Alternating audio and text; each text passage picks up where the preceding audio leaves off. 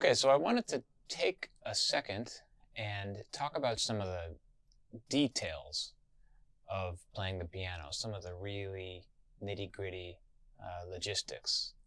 And these are things that in my experience are often overlooked. I mean, the amount of attention that you need to pay to just small details and things that appear simple well, it's usually a lot more than we think.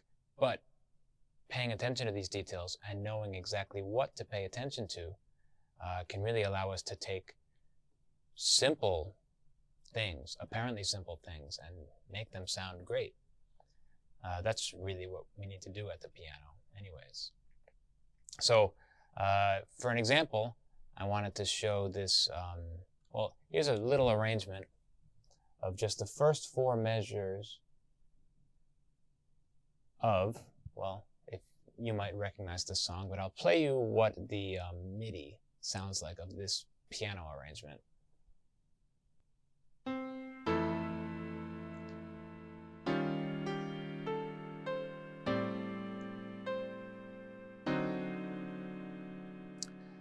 So it's the Days of Wine and Roses, as you could have guessed. The chord changes aren't here. I've been having fun using Fourscore, this new app here. Well, it's not new, but it's new to me. Yeah, the chord changes aren't written, but it's F major 7, E flat 7, A minor 7, and D7 flat 9. So yeah, I just wanted to talk about what goes into playing this, because I know when it looks like a simple arrangement, and it is simple, but we can actually play it well if we know what it is to look for and know what to bring out.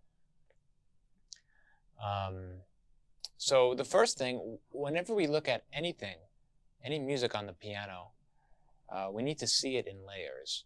So this first chord, for example, let me try something out here. This first chord, for example, I know that looks like a chord all at once. It looks like a stacked chord, F major 7.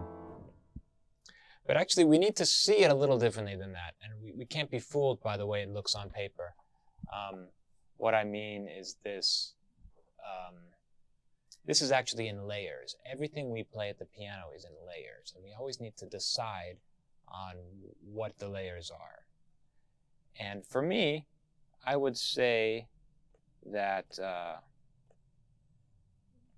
this is basically in 2 layers, and this is 1 layer. You can see that that's the melody. The melody is 1 layer. And let's talk about that first. So this is the melody.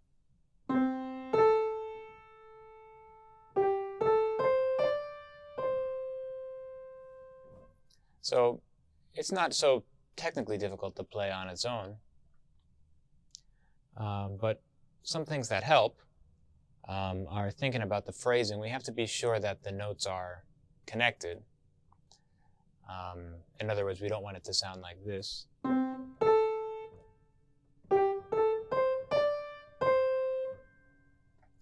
And the reason we don't want it to sound too separated is because then it's not believable as a melody.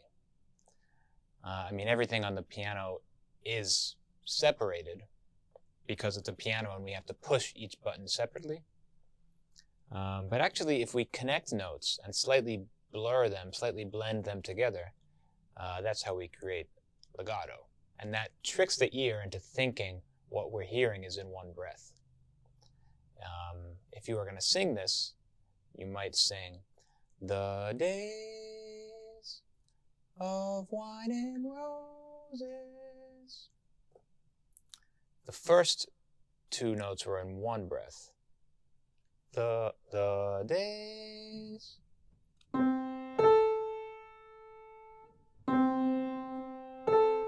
So they need to be connected. Then maybe we can take a breath and connect those. But see how they need to be, for a second, the notes sound at the same time.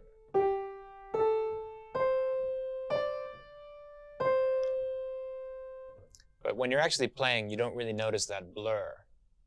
It goes faster than that. But it's there. I talked about this a bit in a video called What is Phrasing, Part 1 and Part 2. So I'll put a link to that. Another thing you can do is you can connect these notes with the pedal instead of your fingers. It's not uncommon to pedal every note of a melody. So, and also the great thing about the pedal is if I play this note without the pedal, it's maybe a little dry. But if I push the pedal down, yeah, now you can really hear a vibe in the note. The vibe comes from all of the strings resonating inside the piano. So we need to put that vibe into the note. But we don't want to over pedal. For example, you wouldn't want to press the pedal down.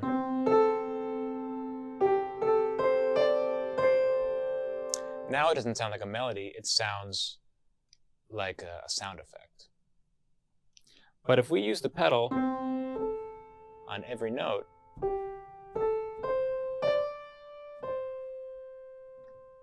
then maybe it has more of a vibe. It has more of a rich sound. Also, this affords your fingers, if you use the pedal on every note, you can release the note with your finger.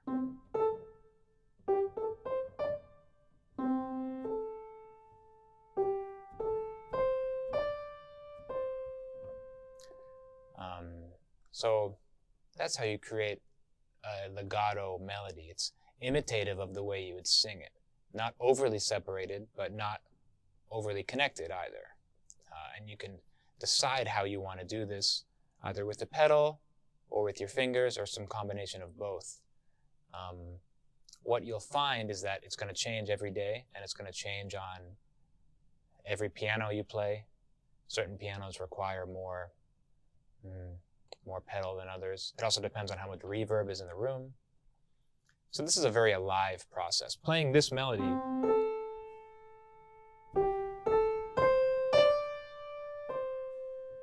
is it's a very alive process. That time I also crescendoed. The days of wine and roses.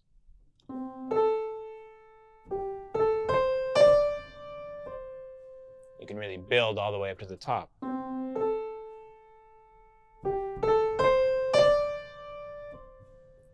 So, however you want to do it. But it needs to be connected, and it needs to imitate a voice. So that's just layer 1. That's layer 1. Now let's take a look at layer 2, which I would say, is the chords. Let's put that in a different color. How about red?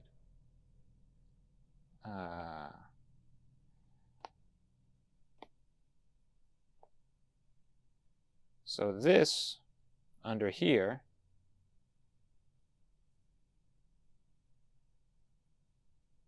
that's the second layer. Let's erase this. That, you see how it's sort of a carpet of harmony underneath the melody. And just those chords by themselves sound like this.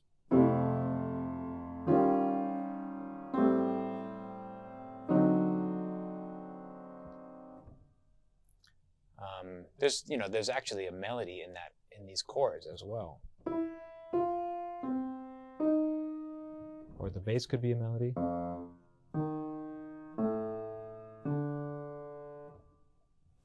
But for now, let's just think of it as a carpet of sound that we're going to put underneath the melody.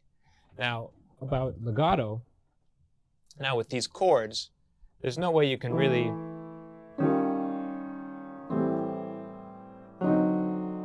you can't really do it exactly with your fingers. You have to use the pedal to play chords legato. So that means the chords have to slightly blur together. Imagine if this was not a piano, but maybe 4 voices singing this harmony for a horn section playing these chords. They probably wouldn't play it like this. da, da, do, da. They'd probably play it in one phrase, one breath. Da, da, do, da. So if we want that on the piano, we have to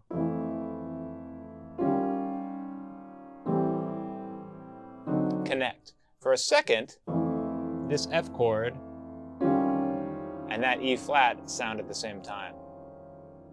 It's messy, but then when you clear the pedal, it's on its own. And that messiness happens so quickly that you hardly even notice.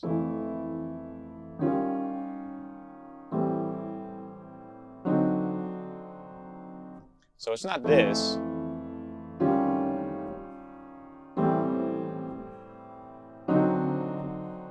But it's not this either.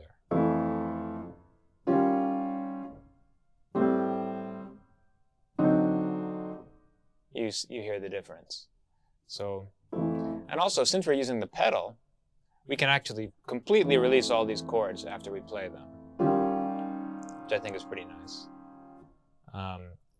It looks like your fingers are holding the notes down, but there's no more downward pressure.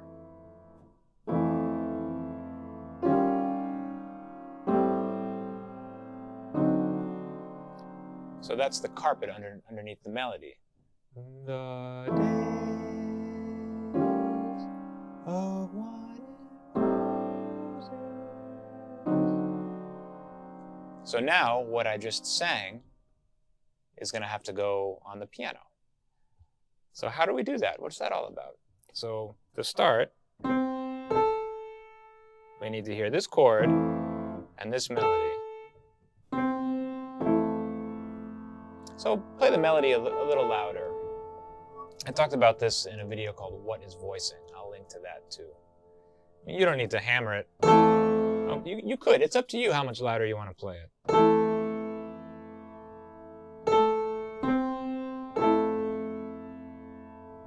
Some people would say that you would play either the chord slightly first and the melody slightly later, or the melody slightly first and the chord slightly after. That was the melody slightly before the chord. That was the melody pretty obviously after the chord. But if you were listening in a flow, you probably wouldn't really hear that. It would probably sound like one chord together. So that's all together. That's melody slightly after. That's melody slightly before. The difference is slight. I mean, I feel the difference when I'm playing. But you can experiment with this and decide. But the idea is that you want to hear two layers. You don't want to hear just an F major chord. You want to hear this and this.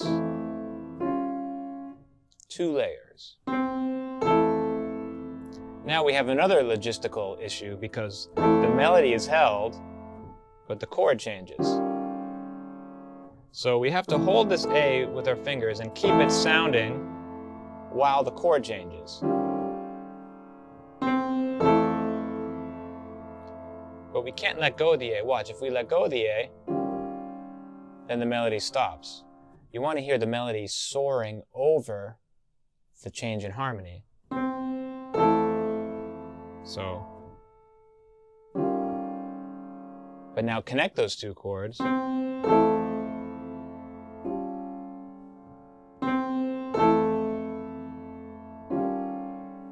sounds nice. That's a really great effect in piano playing in general. Holding a melody note and changing chords underneath it. But you have to hold this in order to make it work. And the chords are connected legato underneath the sustained melody. That creates the effect of a soaring melody. And it can happen over a long time or a short time. I mean, this is just two measures. I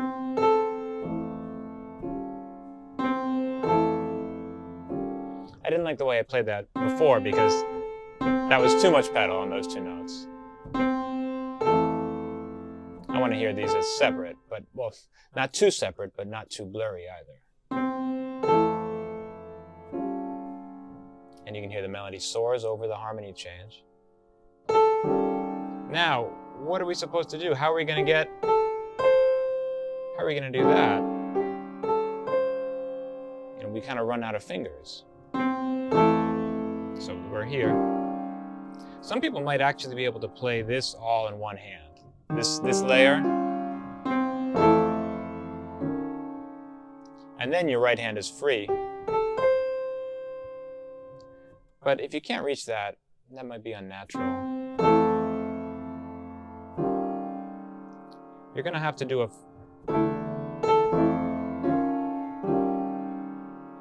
You're going to have to play this melody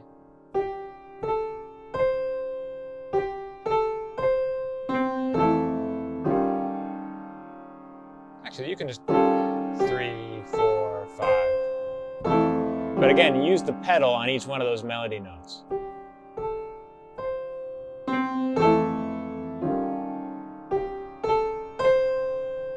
Now we have to get to the next chord, which is this. So we need to hear this and that for a second at the same time before we change the pedal. Otherwise, it's going to sound disconnected.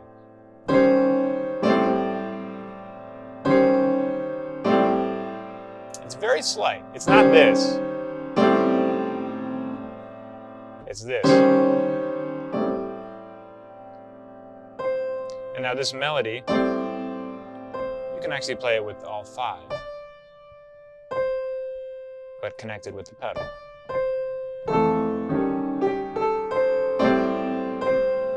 Now here's another thing, another instance of the melody soaring over the chord changes, because the melody is held on C, and then the chord changes to D.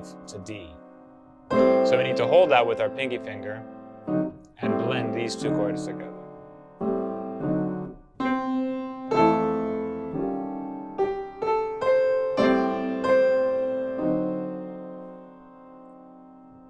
So let's hear.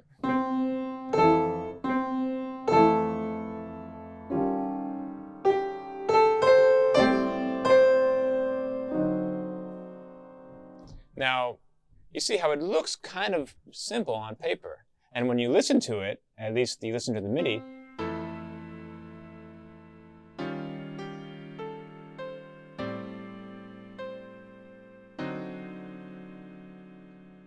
when you listen to the MIDI, it sounds a little bland. But if you put these elements into the piano playing, you can bring very simple things to life. I mean, this is what I think our favorite pianists are doing. Sometimes when you look at a transcription of a pianist or listen really closely, which is, the better thing to do, it's not always that pianists are playing a lot of notes or crazy voicings that we wouldn't have been able to understand. It's just the method with which they're playing them is more effective. So another thing is the rhythm. It's written in 4/4, but you might want to feel it more like 1, 2, 3, 4, 1, 2, 3, 4. Instead of 1, 2, 3, 4, 1, 2, 3, 4, 1, 2, 3, 4, 1. When you write music on a piece of paper, I mean, as you can see, there's a lot more elements that go into bringing this arrangement to life than just playing the notes right. But everything that we talked about now for the past 10 minutes, you couldn't really put all this into a piece of paper. All the details about layers and pedals and rhythms. I mean, it actually is there. Once someone shows you this stuff, it actually is there quite well. You just have to know what you're looking for. But the elements are a little bit too complicated to notate exactly. So we have to use our ears and use our imagination. But sometimes just seeing these things and understanding the right questions to ask is the most important thing. Because playing the piano well, it's not just about, having good technique or the right chops. It's really about imagination and thinking about these details. Knowing the goal is to make this sound like a believable melody. And the tool is the piano and our fingers, and we have the sustain pedal and whatever else, and our own internal, emotional desire to communicate. But we got to think about these details.